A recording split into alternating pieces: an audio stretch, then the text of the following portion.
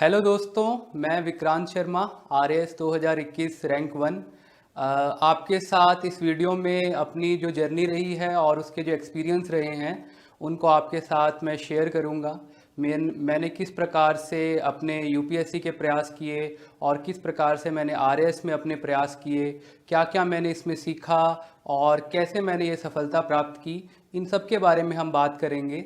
और शुरुआत मैं करना चाहूँगा एक मंत्र से। मंत्र हमेशा मेरे साथ रहा है और मैंने हमेशा इसे अपने एक आदर्श वाक्य के रूप में उपयोग में लिया है। अ, अब ये जो तीन चार लाइनें हैं हरिवंश राय बच्चन जी की एक कविता है, पूर्व चलने के बटोही। तो उस कविता की ये जो पंक्तियां हैं ये मुझे बहुत प्रिय हैं। जैसे पहली पंक्ति जो है कि कौन कहता है कि सपनों को न आने दें हृदय में, देखते सब हैं इन्हें अपनी उम्र अपने समय में।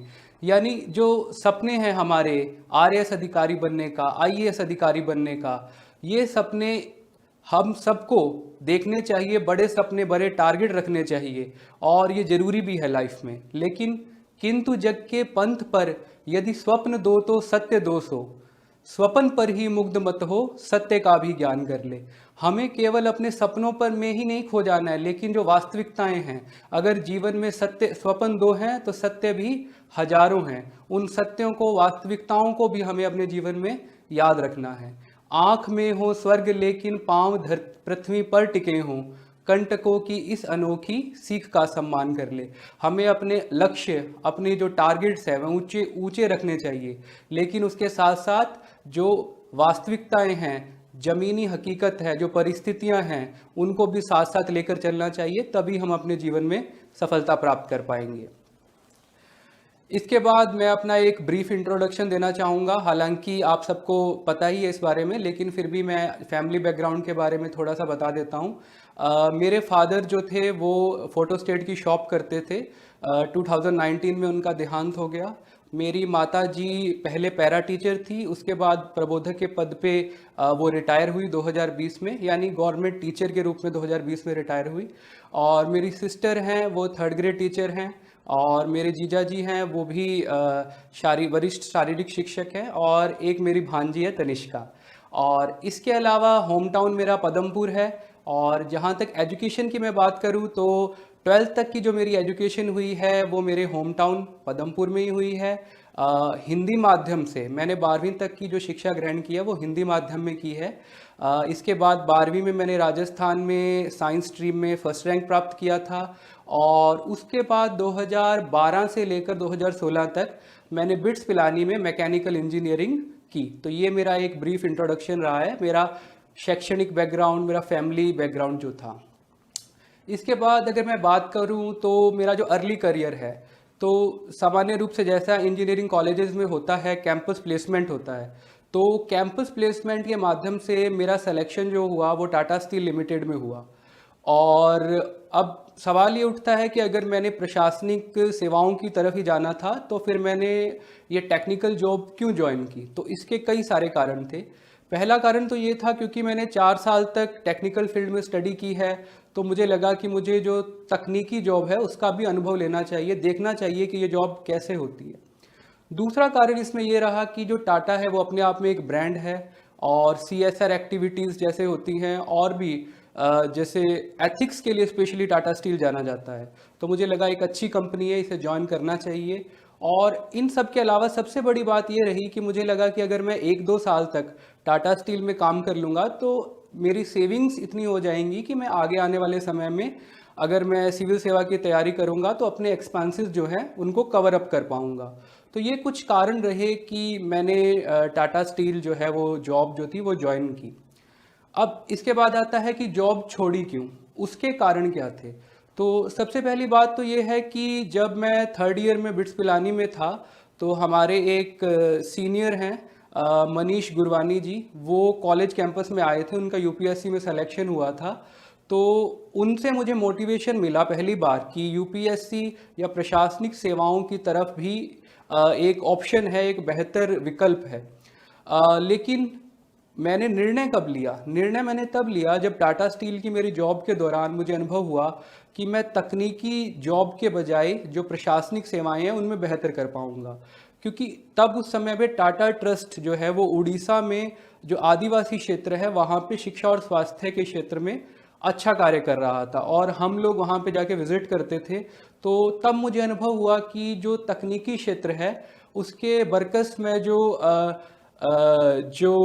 ये प्रशासनिक क्षेत्र है या जो सामाजिक क्षेत्र है उसमें मैं बेहतर कार्य कर पाऊंगा। और इसी वजह से मैंने निर्णय लिया कि मुझे ये जॉब छोड़नी पड़ेगी, क्योंकि जॉब जो थी टेक्निकल थी और उसके साथ साथ मैं संभव नहीं था कि यूपीएससी या प्रशासनिक सेवाओं की तैयारी कर पाता। अब सवाल उठता है कि इससे मुझे क्या कोई रिग्रेट हुआ, कोई पछतावा हुआ? सही बात तो ये है कि मैंने ये निर्णय जो लिया था काफ़ी सोच समझ के लिया था, तो पछतावा होने वाली बात ऐसी थी नहीं। लेकिन पछतावा तब जरूर होता कि अगर आज जब मैं राजस्थान में फर्स्ट रैंक आया मेरा आरएएस में, और अगर मैं टाटा स्टील में बैठा होता और आज किसी और का फर्स्ट रैंक आता, तो ज़रूर भावना मेरे में आती कि मैं भी संभवतः इसकी प्रिपरेशन कर सकता था।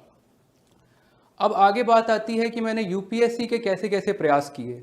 तो मेरा जो पहला प्रयास था यूपीएससी का, मैंने 2018 में पहला प्रयास दिया था, और उस समय मैं यूपीएससी का प्रीलिम्स पास नहीं कर पाया था। और लेकिन फिर मैंने एक बार और प्रयास किया 2019 में। तो मैं जो मेरी यूपीएससी की जर्नी रही है वहाँ से आरंभ करूँ तो मैंने 2018 में यूपीएससी का पहला प्रयास दिया, और उस प्रयास में मुझे प्रीलिम्स में सक्सेस नहीं मिल पाई। और फिर मैंने दोबारा से एक प्रयास 2019 में दिया। इस प्रयास में जून 2019 में प्रीलिम्स हुआ था, और लगभग इसी समय पे आरएएस का भी 2018 वाला मेंस हुआ था। तो इन दोनों ही एग्ज़ाम्स में मुझे सफलता मिली। 14 जुलाई 2019 को रिज़ल्ट आया था इसका, यूपीएससी का, और हम लोग काफ़ी खुश थे परिवार में सब लोग। लेकिन वही है कि ईश्वर को शायद कुछ और मंजूर था, और जुलाई 2019 में ही मेरे पिताजी की मृत्यु हो जाती है, और सितंबर 2019 में यूपीएससी का मेंस था। लेकिन फिर परिस्थितियाँ ऐसी थी कि मैं अच्छे से प्रिपेयर नहीं कर पाया, तो मैंने यूपीएससी वाला जो मेरा डिसीजन था उसको एक बार होल्ड पे रख दिया, और मैंने ये सोचा कि यूपीएससी के बजाय अगर हम आरएएस को फोकस्ड वे में तैयारी करेंगे, तो क्योंकि स्टेट लेवल एग्ज़ाम है और इसमें संभावनाएं और अनिश्चितताएं यूपीएससी की तुलना में पेपर के आधार पर थोड़ी कम है, तो मुझे लगा कि मैं आरएएस को फोकस करूंगा। तो 2019 के बाद मैंने आरएएस पे फोकस किया, और आरएएस के जो मेरे अटेम्प्ट रहे उसमें जो मेरा पहला प्रयास था वो 2018 वाला था। 5 अगस्त को प्रीलिम्स हुआ, जून में जैसे मैंने आपको बताया कि मेंस हुआ था, और 16 अप्रैल 2021 को मेरा इंटरव्यू था। आप सभी को शायद ध्यान होगा कि 16 अप्रैल 2021 उसी दिन, उसी के अगले दिन से जो सेकंड वेव थी कोरोना की, कोविड की, वो स्टार्ट हो गई थी। पूरा सब कुछ बंद हो गया था राजस्थान में और भी बाकी एरियाज़ में, तो काफ़ी डिफ़िकल्ट समय था उसके बाद भी सभी लोगों के लिए। और 13 जुलाई को 2021 को रिज़ल्ट आया, और मेरी रैंक आती है 688, और इस रैंक पे मुझे कोई भी पोस्ट अलॉट नहीं होती है। तो ये एक फेज ऐसा था कि एक असमंजस की स्थिति भी थी मेरे में कि अब क्या करना चाहिए।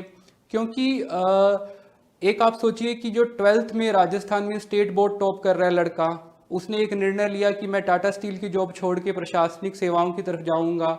वो यूपीएससी में किसी कारणवश नहीं हो पाता है, फादर की डेथ हो जाती है, फिर आरएएस में भी ऐसा रैंक मिलता है कि कोई उसे सफलता नहीं मिल पाती है। तो एक कह सकते हैं कि जैसे ऊपर एक लाइन लिखी हुई है, भरी दोपहरी में अंधियारा, सूरज परछाई से हारा। मुझे उस समय ऐसा लगा कि वास्तव में बड़े निराशा का दौर है, और असफलता ही असफलता मुझे चारों तरफ दिख रही थी। कुछ समझ नहीं आ रहा था क्या करना चाहिए। लेकिन फिर भी अंतरतम का नेह निचोड़े, बुझी हुई बाती सुलगाए, आओ फिर से दिया जलाए।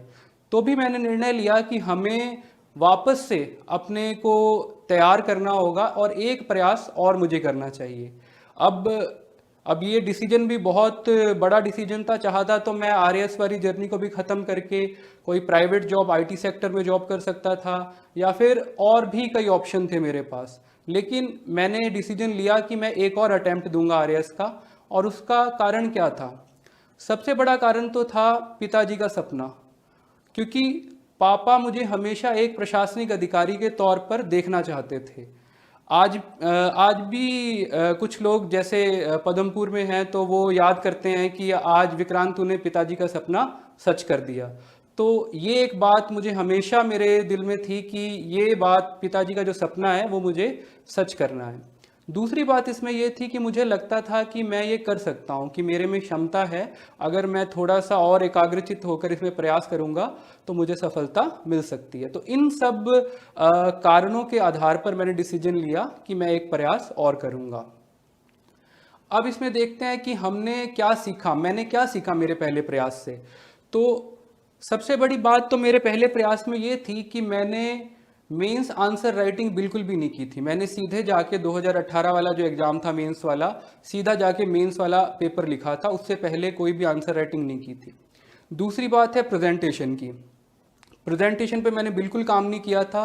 सिंपल हम जैसे स्कूल में लिखते हैं या कॉलेज में लिखते हैं वैसे लिखा था। कोई अंडरलाइन वगैरह अच्छे से नहीं की थी। पेन भी एक ही 5 रुपये वाला पेन आता था वो यूज़ किया था।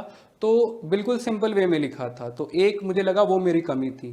तीसरा जो है कि जो मॉक इंटरव्यूज़ है वो मैंने बिल्कुल भी नहीं दिए थे। तो ये 3 कमियां मैंने अंडरलाइन की और इन पर मैंने काम करना शुरू किया। तो दूसरे प्रयास में जो मैंने अनुभव किया और उसके आधार पर जो चेंजेस किए, तो उनमें सबसे पहला चेंज तो मेरा ये था कि मैंने मेंस फोकस स्टडी की। मैंने मेंस को ध्यान में रखकर ही सभी सब्जेक्ट पढ़े। प्रीलिम्स मैंने सोचा अपने आप कवर हो जाएगा, तो मेंस को ही ध्यान में रखकर मैंने पढ़ा। दूसरी बात है कि रिवीजन नोट्स। पहले प्रयास में मैंने रिवीजन नोट्स बहुत कम बनाए थे, और दूसरे प्रयास में क्योंकि मेरा सिलेबस लगभग कवर हो गया था, तो मैंने जो जो सोर्सेज जहाँ से भी पढ़ा था वहीं से दोबारा पढ़ के और उनके शॉर्ट नोट्स तैयार किए थे। और मुझे लगता है कि शॉर्ट नोट्स तभी तैयार कर किए जाने चाहिए जब आप 2 से 3 बार किसी बुक को, किसी कंटेंट को पढ़ लेते हैं। तीसरी बात है कंटेंट इनरिचमेंट। कंटेंट इनरिचमेंट से क्या मतलब है? इससे मतलब ये है कि जैसे अलग अलग सब्जेक्ट्स होते हैं, उनमें हम कुछ जो न्यूज़पेपर है, जैसे खास करके, हालांकि मैंने हिंदी मीडियम में लिखा था अपना आरएएस का अटेम्प्ट, लेकिन मैं इंग्लिश न्यूज़पेपर भी पढ़ता था। उदाहरण के लिए जो इंडियन एक्सप्रेस का एक्सप्लेन्ड सीरीज़ आता है, और इसी तरह से, और अगर हम हिंदी की भी बात करें तो दैनिक जागरण भी अच्छा न्यूज़पेपर है, उसमें भी अच्छे आर्टिकल्स आते हैं। दैनिक भास्कर में भी आते हैं, राजस्थान पत्रिका में भी आते हैं, तो उनको भी हम पढ़ सकते हैं। उससे हमें हमारा एक तो ओपिनियन बिल्ड होता है, और उसके साथ साथ हमें अच्छी एग्जाम्पल्स मिलते हैं जिनको हम अपने क्वेश्चंस में ऐड कर सकते हैं। इकोनॉमिक सर्वे जो है वो बहुत ज़रूरी है पढ़ना, और उससे हमें कुछ ऐसे फैक्ट्स मिल सकते हैं, कुछ ऐसे कंटेंट मिल सकता है जिसको हम ऐड कर सकते हैं। और चौथी सबसे इम्पॉर्टेंट बात है आंसर राइटिंग प्रैक्टिस। मैंने बहुत ज़्यादा आंसर्स लिखे, और मैं जब भी खाली समय मुझे मिलता था मैं कोशिश करता था कि मैं आंसर लिखूं, और कभी नहीं लिख पाता था तो मैं माइंड में उसका एक रफ कह सकते हैं कि स्ट्रक्चर बनाने की कोशिश करता था कि इस क्वेश्चन का आंसर मैं किस टाइप से लिख सकता हूं।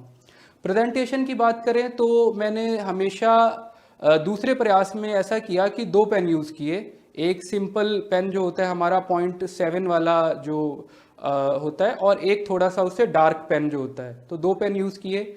और बॉक्स, फ्लो चार्ट और डायग्राम्स, ये ऐसी कुछ चीज़ें थी जो मैंने आवश्यकता अनुसार इनका उपयोग किया। ना तो बहुत अधिक उपयोग किया, ना बहुत कम उपयोग किया।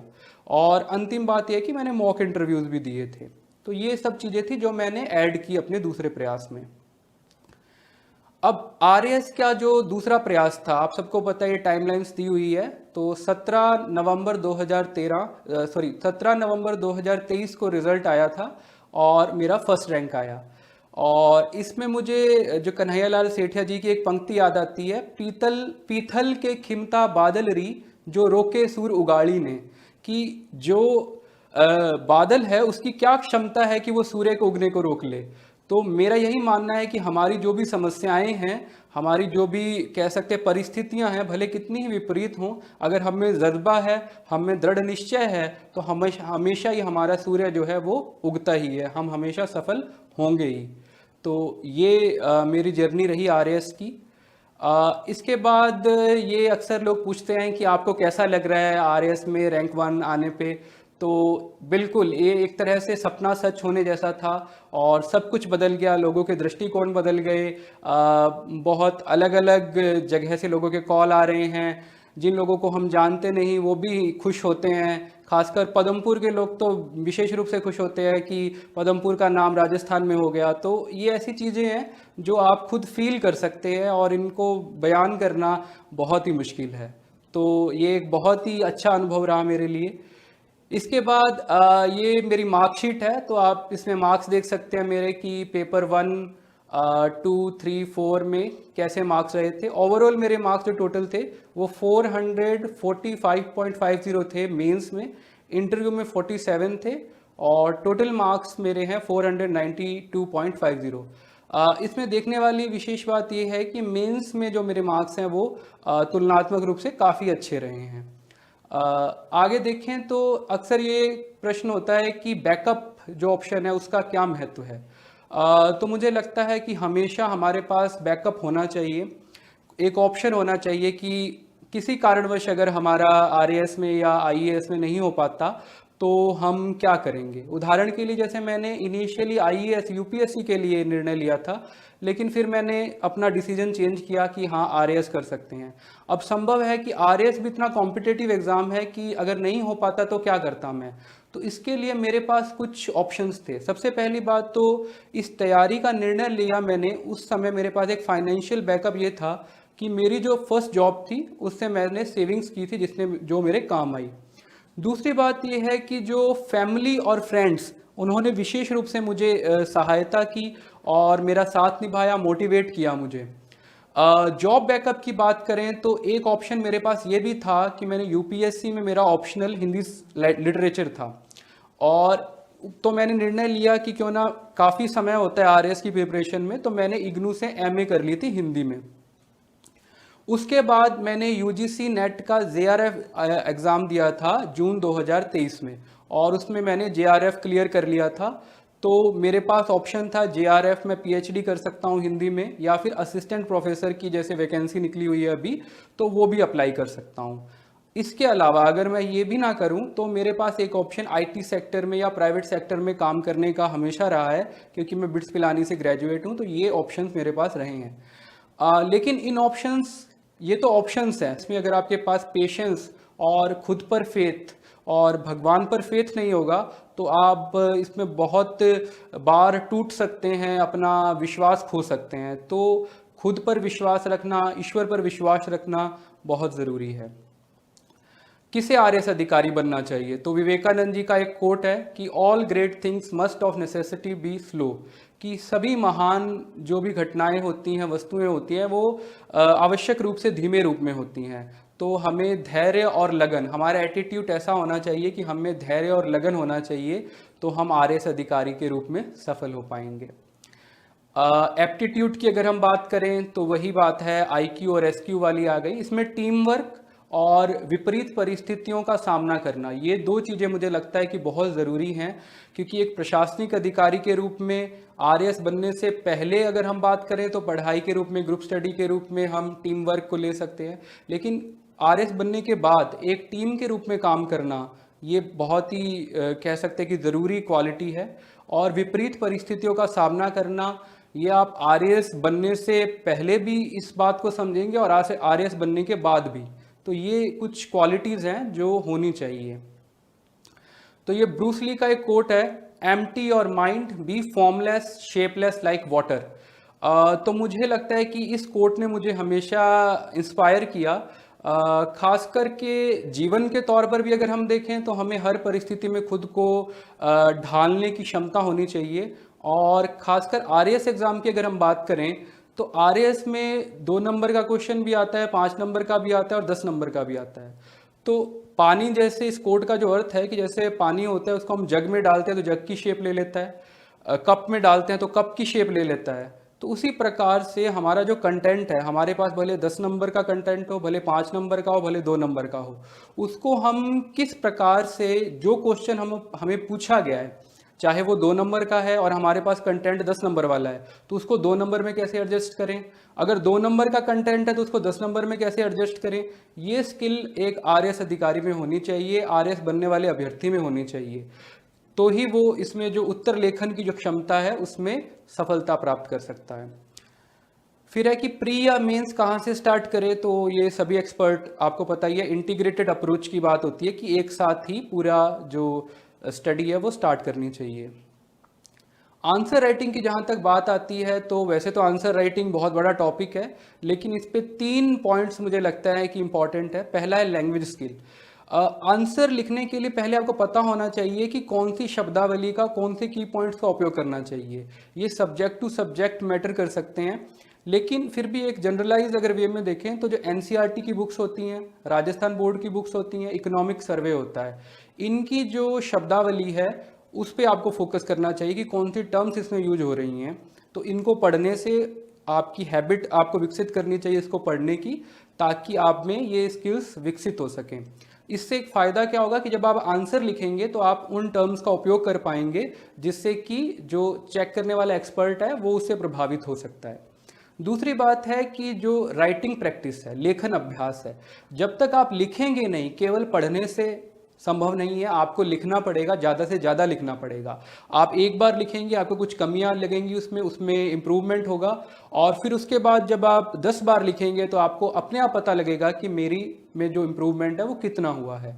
प्रेजेंटेशन की बात ऑलरेडी कर चुका हूँ मैं, box, flow chart, points to pen, ये सब इनका उपयोग हमें करना चाहिए। हाँ, फिर ब्रूस ली का एक कोट आ गया है कि I fear not the man who has practised 10,000 kicks once, but I fear the man who has practised 1 kick 10,000 times. यानी मैं उस व्यक्ति से नहीं डरता हूं जो कि 10,000 प्रकार की किक मारना जानता है, लेकिन मैं उस व्यक्ति से डरता हूं जो एक ही किक को 10,000 बार मारना जानता है। तो यानी ये अभ्यास का महत्व है कि आप जितना अधिक अभ्यास करेंगे उत्तर लेखन का, उतना ही अधिक आप में इम्प्रूवमेंट होगा। तो आपको अधिक से अधिक उत्तर लेखन का अभ्यास करना चाहिए।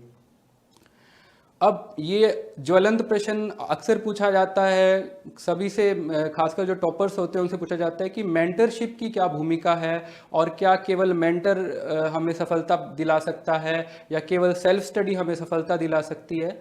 तो इसमें मेरा बड़ा सीधा सा जवाब है कि दोनों के अपने लाभ हैं। मेंटरशिप की अगर हम बात करते हैं तो मेंटरशिप, जो मेंटर होता है वो एक्सपर्ट होता है फील्ड का, तो उससे हमें नॉलेज मिलती है, उसके बारे में हमें एक रास्ता मिल जाता है, तो हम कम समय में अपना रास्ता तय कर सकते हैं। और मेंटरशिप हाई, मीडियम, लो आईक्यू सभी लोगों के लिए बेनिफिशियल हो सकती है। सेल्फ स्टडी की अगर हम बात करें तो सेल्फ स्टडी में ये होता है कि व्यक्ति खुद पढ़ता है, और खुद पढ़ने से वो सारा अनुभव जो है 3, 4, 5 साल का उसको प्राप्त होता है, और वो उस अनुभव से फिर आगे आने वाले जो हजारों लाखों विद्यार्थी हैं उनको उससे बेनिफिट मिल सकता है। लेकिन सेल्फ स्टडी जो है वो हाई या मीडियम आईक्यू वाले लोग जो हैं उनके लिए ज़्यादा बेनिफिशियल रहती है। अब तो फिर इसका आइडियल सॉल्यूशन क्या है? आइडियल सॉल्यूशन यही है कि मेंटरशिप और सेल्फ स्टडी का एक कॉम्बिनेशन होना चाहिए, जिससे कि आपको सफलता मिल सकती है। केवल आज का जो युग है इतना कॉम्पिटिटिव हो गया है कि इसमें आप केवल सेल्फ स्टडी और केवल मेंटरशिप, तो इससे सफलता हालांकि मिल सकती है लेकिन काफ़ी मुश्किल है। दोनों का एक कॉम्बिनेशन, अच्छा कॉम्बिनेशन होना चाहिए। फिर ये बात मैं अक्सर कहता हूँ, श्रद्धा और शंका। अपने लक्ष्य पर श्रद्धा रखें कि आपको आरएस बनना है, आपको एक आईएएस अधिकारी बनना है, तो अपने लक्ष्य पर श्रद्धा रखें। अपने अभ्यास पर शंका करें। कभी भी ना सोचें कि आई एम दी परफेक्ट। जिस दिन आप सोच लेंगे कि मैं परफेक्ट हूँ, उसी दिन आप इस रेस से पिछड़ जाएंगे। आपको हमेशा अपना आंसर जब लिखें तो ये सोचें कि इसमें और मैं क्या ऐड कर सकता हूँ, और मैं इसमें क्या इम्प्रूवमेंट कर सकता हूँ। तीसरी बात है सीखने का एटीट्यूड। हमेशा सीखने का एटीट्यूड रखें। कहीं से भी, डेली लाइफ के एग्जाम्पल से भी आपको सीखना चाहिए, उनका भी उपयोग आप आंसर राइटिंग में कर सकते हैं। 3Ts की मैं बात करता हूँ अक्सर, टीचर, टेक्स्ट बुक और टेस्ट। टीचर से यही अर्थ है कि अपने गुरुजनों की जो शिक्षा है उसका पालन करें। टेक्स्ट बुक की बात हो गई, प्रमाणिक पुस्तकें हैं, न्यूज़पेपर है, इन्हें पढ़ना चाहिए। टेस्ट, अधिक से अधिक आपको टेस्ट लिखने चाहिए। क्या कॉलेज के साथ तैयारी हो सकती है, ये एक क्वेश्चन होता है। तो आप देखिए, जो आईआईटी या मेडिकल के स्टूडेंट होते हैं तो उनको अपेक्षाकृत कम समय मिलता है। तो थोड़ा मुश्किल होता है। लेकिन अगर आपका टारगेट ही एक प्रशासनिक अधिकारी बनना है तो आप अंतिम वर्ष में इसको स्टार्ट कर सकते हैं। और जो सामान्य ग्रेजुएशन होते हैं, जैसे आर्ट साइंस या कॉमर्स के ग्रेजुएट होते हैं, उनके लिए सही है कि उनके पास ठीक ठाक समय होता है तो वो तैयारी स्टार्ट कर सकते हैं। हाँ, ये सबसे बड़ी बात है कि एक आरएएस अधिकारी में सबसे बड़ा गुण क्या होना चाहिए, उसको अपने निर्णय स्वयं लेने चाहिए। आपको सलाह मिलेगी, आपको अलग अलग जगह से इनपुट मिलेंगे, लेकिन अंत में आपको निर्णय जो लेना है अपना खुद से लेना चाहिए। जैसे एक दोहा है, सुनिए सबकी कही करिए सहित विचार, सर्वलोक राजी रहे सो कीजिए उपचार। यानी आप टॉपर्स जितने भी है सबकी बातें सुने, और भी जो एक्सपर्ट्स हैं उनकी भी बातें सुने, और उनमें से अपनी परिस्थितियों के अनुकूल वो चीज़ें छांट लें जो आपके लिए फ़ायदेमंद है, जो आपकी परिस्थिति के अनुसार आप पर कारगर सिद्ध होती हैं। तो ये एक बड़ा ही विशेष गुण है जो एक आरएएस अधिकारी या एक आरएएस अभ्यर्थी में होना चाहिए। एटीट्यूड कैसा होना चाहिए एक आरएएस अभ्यर्थी का? तो बशीर बद्र जी का एक शेर है, हम भी दरिया हैं, हमें अपना हुनर मालूम है, जिस तरफ भी चल पड़ेंगे रास्ता हो जाएगा। तो दोस्तों, मुझे लगता है कि अगर आप दृढ़ निश्चय कर लेंगे, अपना मार्ग तय कर लेंगे, तो आप जिधर भी चलेंगे अपने आप रास्ता बन जाएगा। 1 नहीं 2 नहीं 3 नहीं 4 नहीं पूरे 5, वो भी लगातार। जी हाँ, उत्कर्ष के होनारों ने आरएएस की पिछली 5 भर्ती परीक्षाओं में लगातार टॉप किया है। आप भी इन्हीं की तरह आरएएस के एग्जाम में अपना परचम लहराना चाहते हैं तो उत्कर्ष आपके लिए लेकर आया है न्यू ईयर महाबचत ऑफर, जहां उत्कर्ष ऐप में आरएएस के ऑनलाइन कोर्सेज पर मिल रही है आपको 90% तक की बड़ी छूट। यह ऑफर केवल 2 जनवरी तक है, इसलिए नीचे दिए गए लिंक पर अभी क्लिक कीजिए, आज ही लाभ उठाइए, आरएएस की तैयारी को शानदार बनाइए, दमदार बनाइए। Click now.